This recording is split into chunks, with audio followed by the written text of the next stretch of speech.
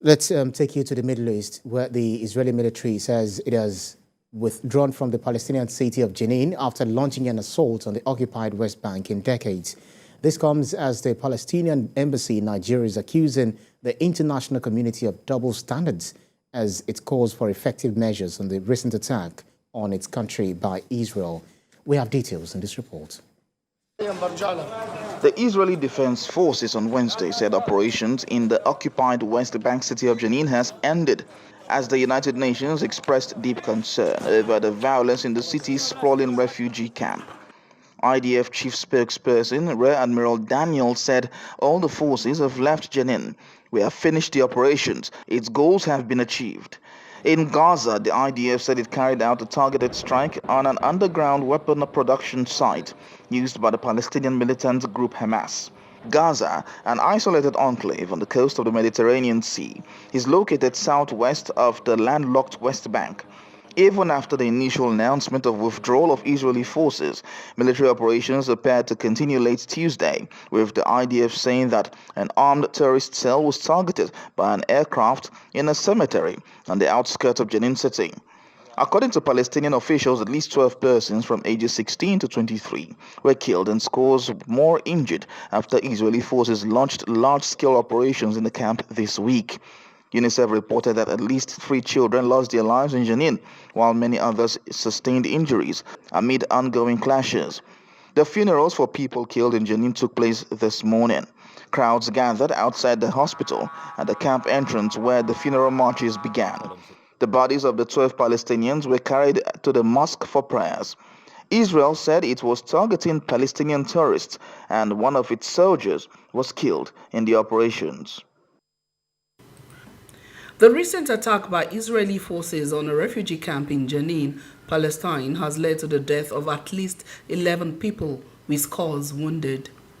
Several buildings and infrastructure such as drinking water and electricity was also affected in what has been described as one of the biggest attacks on Palestine. The Palestinian ambassador to Nigeria, in a statement released to the media, says the international community needs to come to the aid of Palestine by upholding the implementation of international law, UN resolutions, human rights declarations, the Geneva Convention, and other agreed international legal instruments created to maintain the peace and security all over the world. The statement also reads, the international community should take a clear and firm stand to oppose and enforce Israel, the occupying power, to stop its current aggression and attacks on civilians in Jenin refugee camp, and to fully respect its obligation under international law. The Israeli military announced its withdrawal from Jenin on Wednesday, 2 days after the assault started. Israel, in its defense, says the camp is a den of terrorists who threatens the security of Israel. Moya Thomas, TVC News, Abuja. Let's talk this through by speaking with Miriam Saleh, who is a journalist in Beirut. Miriam, thank you so much for joining us on board now. Israel's Jenin operation has reignited Palestinian anger. But first, what exactly would you describe as the reason Israel used helicopter gunships on Jenin refugee camp?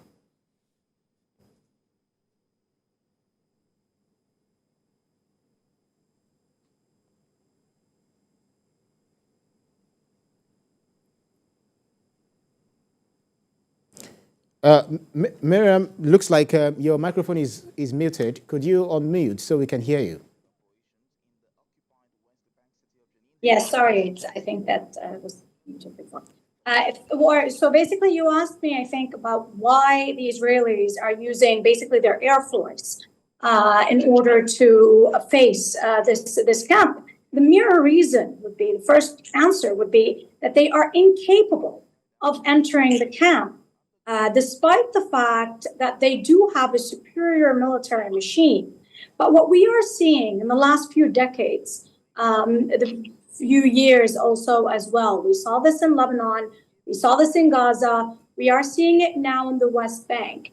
And in Jenin specifically, although in the beginning of the turn of the century, they did launch a full-scale aggression against that camp. And Jenin did not only survive, it actually grew stronger and it materialized into an even more organized, military force. And this force has been basically hitting Israelis where it hurts most. And the Israelis feel that, of course, they are continuing in the West Bank with their policies, their systematic killing, their destruction of homes, the confiscation of land, agricultural lands, and other lands in order to build more settlements.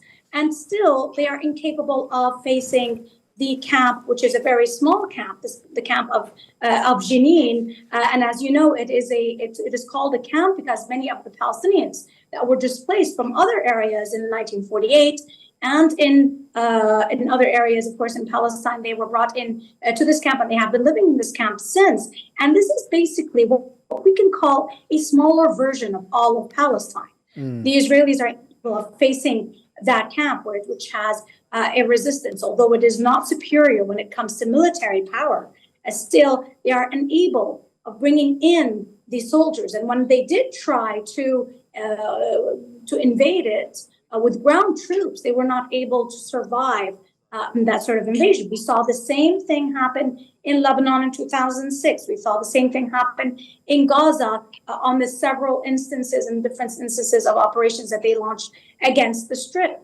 And this is it seems to be clear day by day that the Israelis are not able to go back to their previous form of invasions, like we saw in the 1980s and 70s in Lebanon, for example, and in Gaza, how they used to bring in ground troops very easily, and they were always backed by the Air Force. Now it is only the Air Force that, of course, does all the shelling and killing and so on, but it is incapable of achieving any of its objectives. Yeah, Miriam, so do you agree with Mohammed Kamanji, a lawyer from the Independent Commission for Human Rights, who said that the use of helicopter gunships indicates an increase in the level of assaults and crimes against civilians?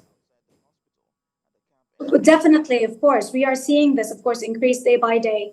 And this is not only just in this onslaught specifically.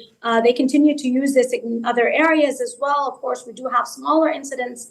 In addition to the systematic killing of women and children and the confiscation of lands, we saw this specifically in Jenin. And it was also in the beginning of the operation when they did not allow first the civilians to leave the camp, and then later on, of course, when they allowed some of the civilians to leave, we saw that increase. And still, when you see that, this is the Israeli form. This is how they do it. This is their practice. This is what we saw in Lebanon for decades. We saw that in 2006. They were incapable, like I said, of invading, bringing in their ground troops into Lebanon, fighting the Lebanese resistance face to face. And what they were good at was actually using their Air Force, shelling, destroying as many buildings as they can, as many homes as they can, killing as many innocent people as they can. And this is what we saw. These are the usual policy of the Israelis. We saw it as well in Jenin on a minuscule level. Well, unfortunately, Palestinians seem to have turned anger on their own leadership when irate crowds in Jenin confronted senior Palestinian Authority officials at a funeral as, fury boiled over the weakness of their response to one of the largest Israeli military operations in the occupied West Bank in years. Would you say this was expected? It definitely was expected, since we do know that there is a security agreement between the PLO, the Palestinian Authority, and the Israelis.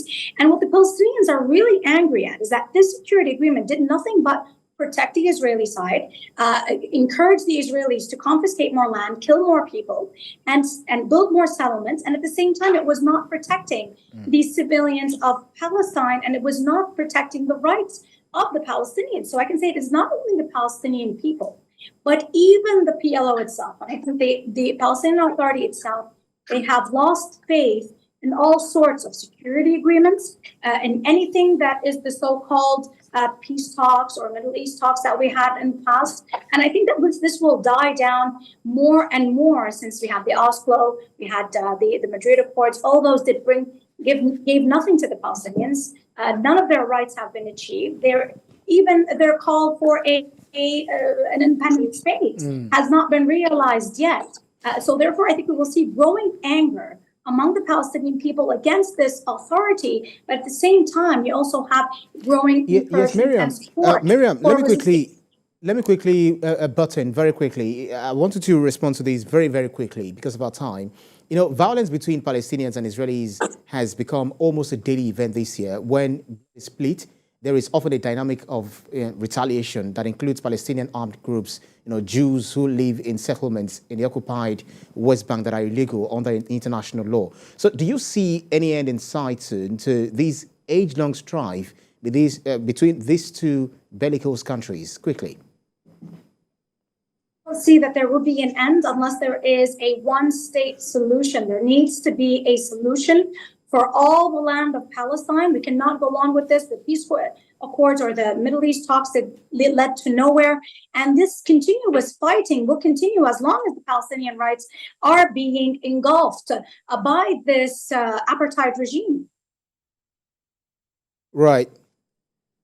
Thank you very kindly. That's Miriam Saleh, who is a journalist joining us from Beirut, Lebanon. Thank you so much for your keenness of insight on this. Thank you.